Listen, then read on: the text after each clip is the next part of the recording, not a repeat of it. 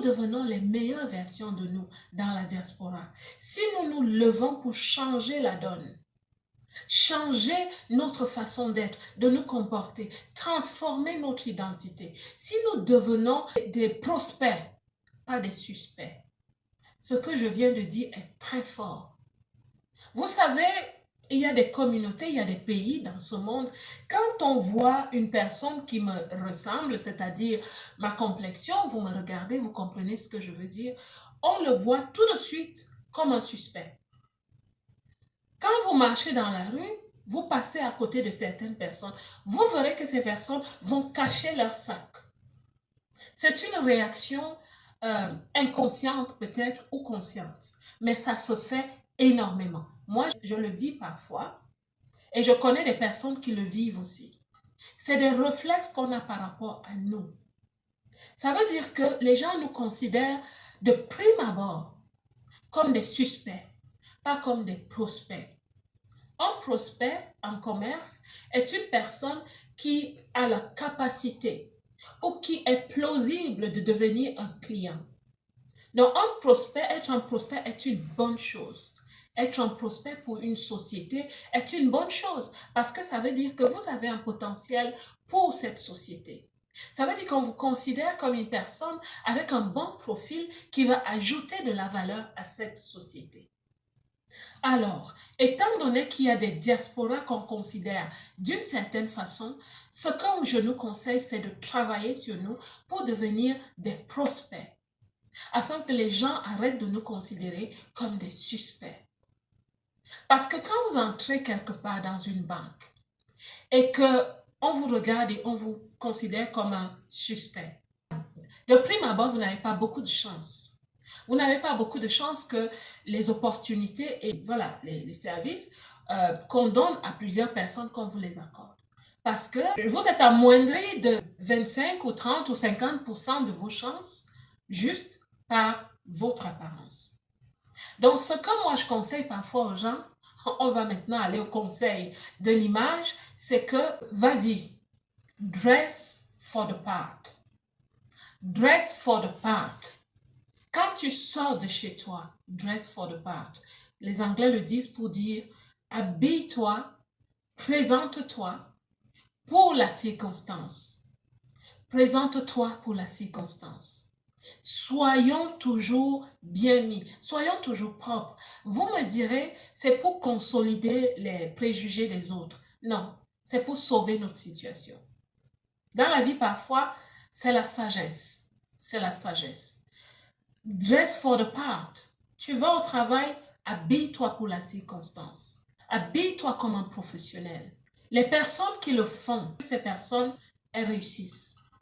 Quand tu vas à une interview d'embauche, je vous assure, un jour, il y a une personne qui m'a dit une chose très étonnante. C'était un homme, il m'a dit, quand je vais à une administration pour un rendez-vous, je m'habille toujours pour attirer la compassion. Je lui ai dit, attends, explique-moi. Il me dit, oui, je m'habille pour que quand j'arrive, qu'on ait pitié de moi et qu'on me donne le service. J'étais abasourdie. Je lui ai donné un conseil contraire. Je lui ai dit, nous avons déjà a priori une image qui est calibrée d'une façon négative. Nous sommes déjà vus comme des suspects, a priori, même si tu n'as rien fait. On nous voit comme des personnes qui dépendent, on nous voit comme des personnes qui sont là que pour commander, on nous voit comme des personnes qui ne font que des choses qui sont négatives. Mais quand tu ajoutes ceci à ton identité, mais c'est mal pour toi. Ça veut dire que tu t'es placé un plafond de verre que tu ne peux jamais dépasser. Parce qu'on ne peut pas aider quelqu'un qui vient commander à la hauteur des rêves que toi tu as. C'est pas possible. Ça va être difficile pour toi de changer ce genre de choses. Alors cette personne était plus ou moins convaincue. Je lui ai dit, essaye de ne plus le faire, tu le verras. Donc vous voyez, c'est très important pour nous de travailler sur nous déjà. En tant que parents, essayons pour nos enfants de nous présenter comme des prospects. Cela leur donne aussi le là pour qui nous sommes, qui ils sont. Ils ont une belle identité. Nous avons simplement besoin de l'activer. Donc, travailler sur nous, nous ne le faisons pas que pour nous le faisons aussi pour la génération future. Parce qu'il y a des familles qui, depuis des générations, il y a des familles qui sont à la 3e génération, où les choses n'ont pas vraiment beaucoup changé. C'est comme ça que je vais le mettre, mais je sais que vous comprenez. Parce qu'il n'y a pas quelqu'un qui s'est arrêté pour briser la malédiction. On appelle ça briser une malédiction. Alors, de génération en génération, dans la diaspora, on porte le même sort. Le sort qui dit, ah, nous, on nous traite toujours comme ça, nous, on est comme ça, nous, on ne peut pas évoluer, on peut évoluer. Alors, 2025 est la fin, je n'arrête pas de le dire, si Dieu nous accorde la vie, l'année qui clôture un quart de siècle. Et c'est une année très stratégique, très importante. Préparons-nous à retrousser les manches pour travailler pas sur les projets, mais sur nous comme étant le projet.